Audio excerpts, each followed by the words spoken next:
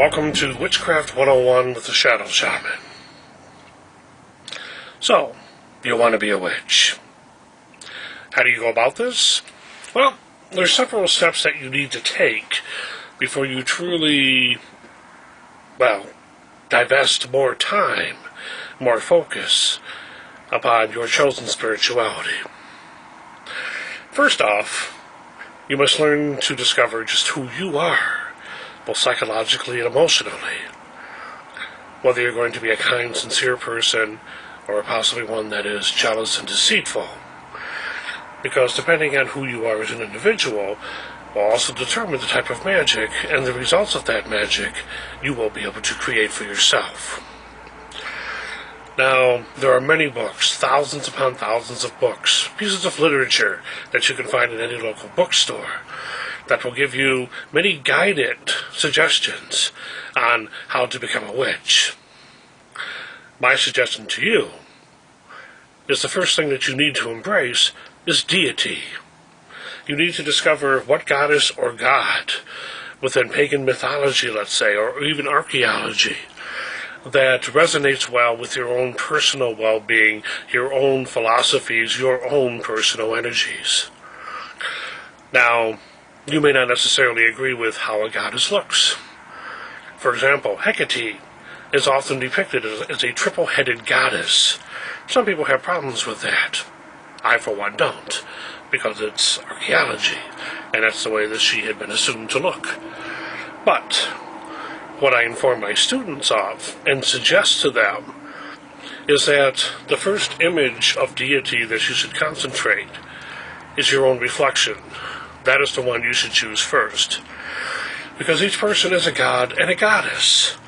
So by spending some quality time looking at yourself in a mirror, the face that you see coming back at you, in essence, and theoretically, represents the face of deity.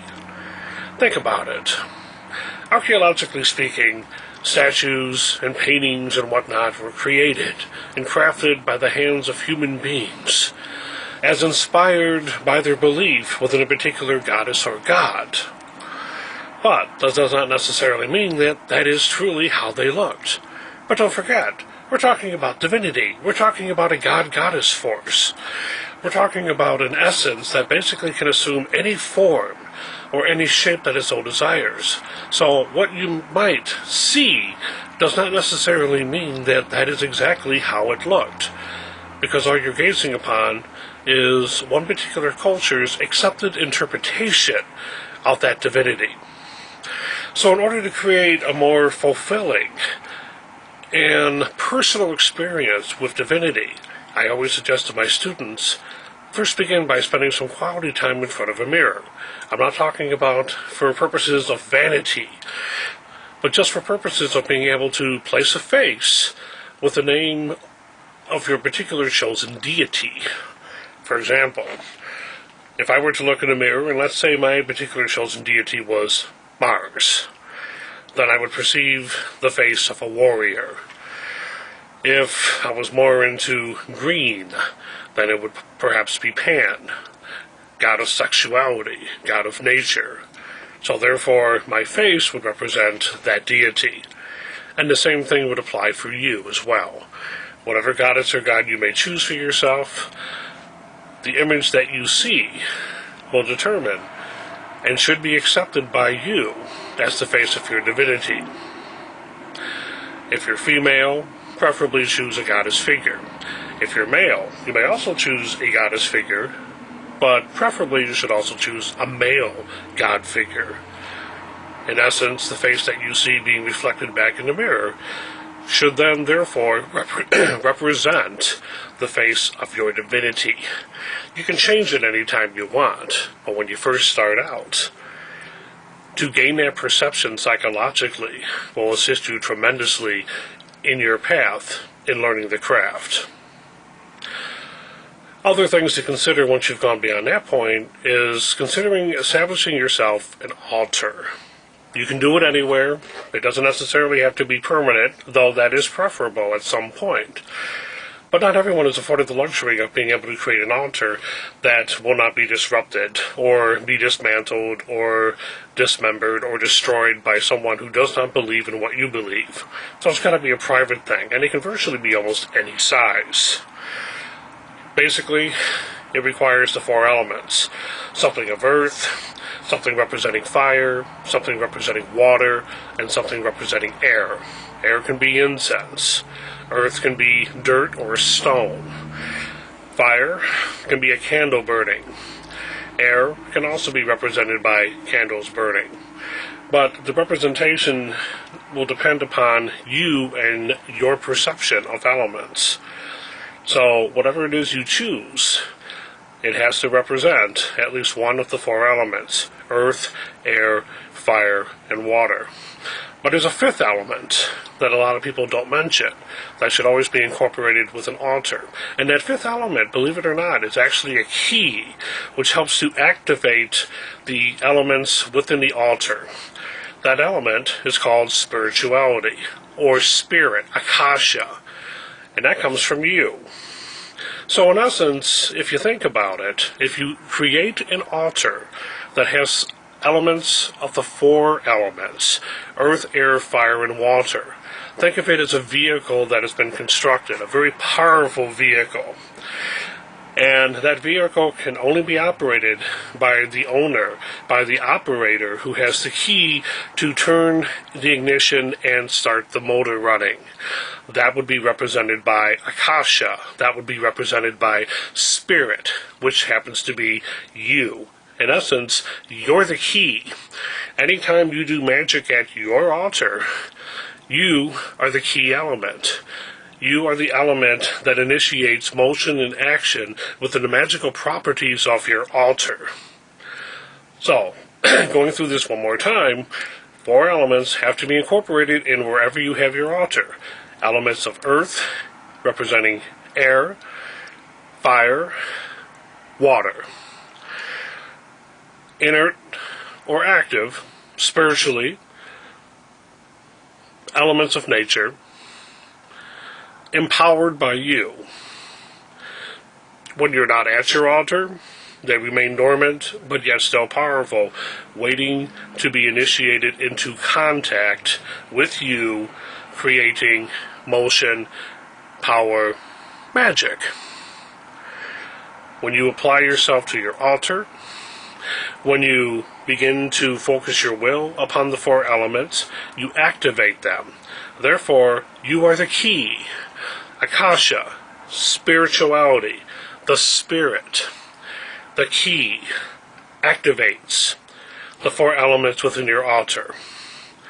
So always remember that. 5 points of the pentagram. 1 represents earth, air, fire, water. The 5th point represents you, always.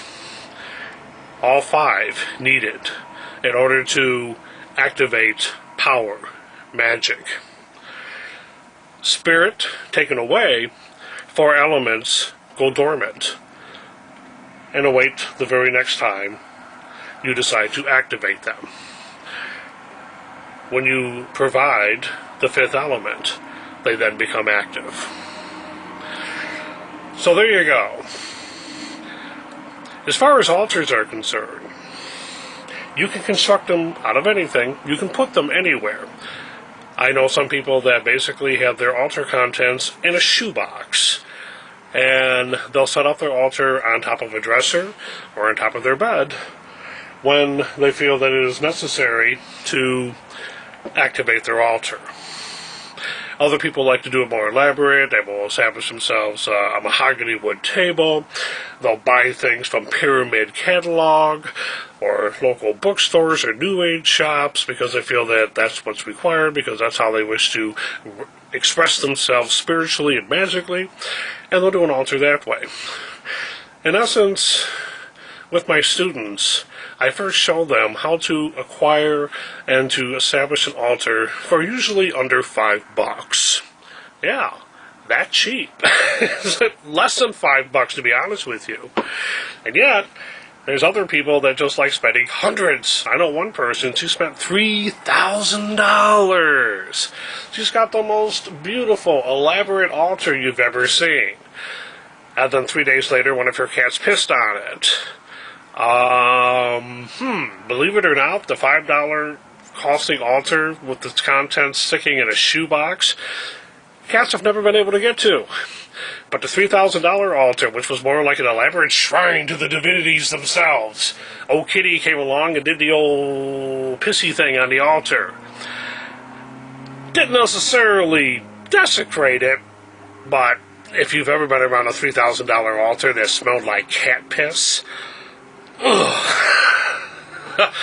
and trust me, that's a smell that's really difficult to get out of anything, especially wood. Once it's had like 24 to 36 hours to kind of soak into the grains in the wood. So now her altar's got this really nice bleach spot on it.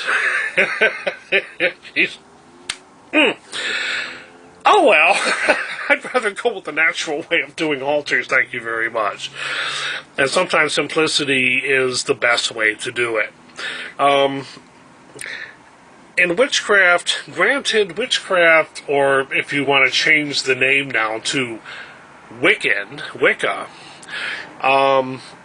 they have been somewhat successful in establishing peace and serenity with other religions.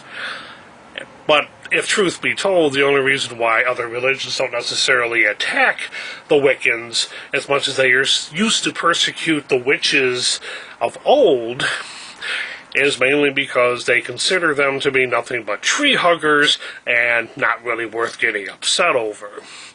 And I have had born-agains tell me that personally.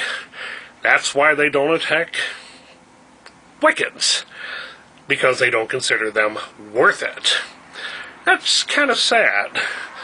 And I, for one, and of course these Christians that I had been speaking to knew I was a witch. And I've always been, friendly with them. They've always been friendly with me. Oh, sure, we have our ideological conversations, our, periodic, how shall I put it, expressions of personal spiritual methodologies and differences. That happens. But I don't hate them, they don't hate me. Of course, I don't attack them, and I don't find any burning crosses on my front lawn. So it's kind of a mutual respect thing, and that's a beautiful thing in spirituality of any kind. But in true witchcraft, it was always important to operate in secrecy, to not reveal to the world, I'm a witch! Not a good policy, because back in the old days, if you did reveal yourself too much, well, let's just say that life eventually would become highly unpleasant for you. And, just the way humanity is. If it doesn't understand something, it rather crushes it, or tries to, absorb it. What is the word I'm looking for from Star Trek? Assimilate. And that's pretty much what had happened, or would happen. But even within my own tradition, we would be public to a certain extent. People would just know we were witches. But would we flaunt it? No. Would we necessarily shove it in other people's faces? No. Would we tempt the fates? No. So, unless I was within an environment where everybody knew me, nobody knew me. And that was the beauty of the craft. That's what would make the craft truly more powerful, was the hidden aspects, the occult aspect, the silence of it, where no one would know, no one would realize what you were and what you were capable of doing. And that's something else that I try to instill in each and every one of my students, is to understand that part of the beauty of the craft is to become one with the elements of mystery, to become one with the element of shadow, to become one with the elements of that which is hidden. Because that which is hidden is truly powerful.